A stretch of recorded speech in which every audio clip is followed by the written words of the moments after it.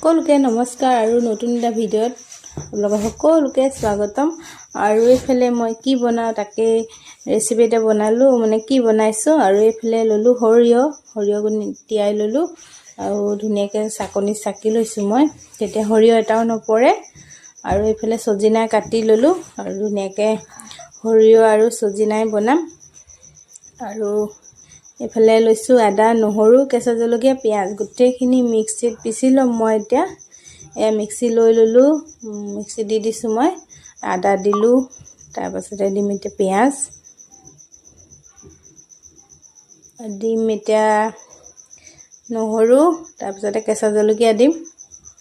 নহৰু বেছি নাই দিয়া, কমকৈ দিছোঁ মই নহৰু কমকৈ খাওঁ। কেঁচা জলকীয়া ৰঙা দি ল'লোঁ। আৰু এইফালে মানুহজনে মিক্সিত পিচি আনিব, সৰিয়হটো দি ল'ম। মই পাকঘৰত যি আৰু বাকী কাম আছে সেইখিনি কাম কৰি থাকিম, মানুহজন পিচি দিব। তাৰপাছতে এইফালে পিচি হৈ মানে দিব। আৰু আকৌ এইফালে কেৰাহী পাতিলোৱে, কেৰাহী গৰম হ'ব। তাৰপাছতে কেৰাহীত তেল দিম, তেল দি ল'লোঁ। তাৰপাছতে দিম পিঁয়াজ দি আকৌ ধুনীয়াকৈ ভাজি ল'ম মই। পিঁয়াজটো অকণমান ৰঙা হ'বলৈ দিম।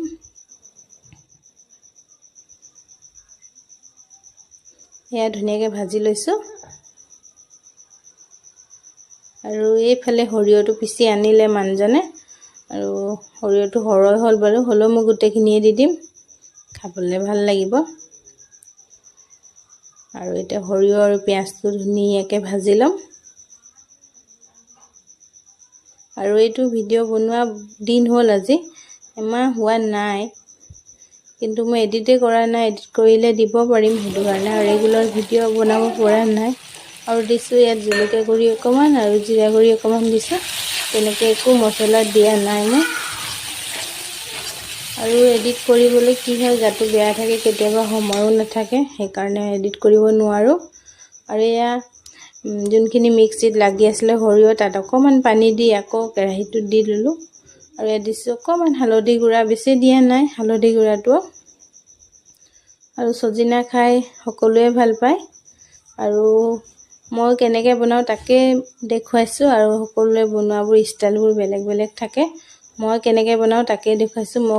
মই এই ভিডিঅ'টোৰ যোগেদি মই শিকোৱা নাই যে চজিনা এনেকৈ বনায়। আৰু ভাল লাগিলে লাইক কৰিব, শ্বেয়াৰ কৰিব, কমেণ্ট কৰিব প্লিজ। আৰু যদি ফেচবুকত চাই আছে, ফেচবুক পেজটো ফ'ল' কৰি দিব। আৰু যদি ইউটিউবত চাই আছে, ইউটিউব চেনেলটো মোৰ ছাবস্ক্ৰাইব কৰি দিব। আৰু এইফালে মোৰ নন্দেক আহিছিলে, আৰু নন্দেক অহা দিনাখনেই বনোৱা চজিনাটো। এইফালে মোৰ মৰম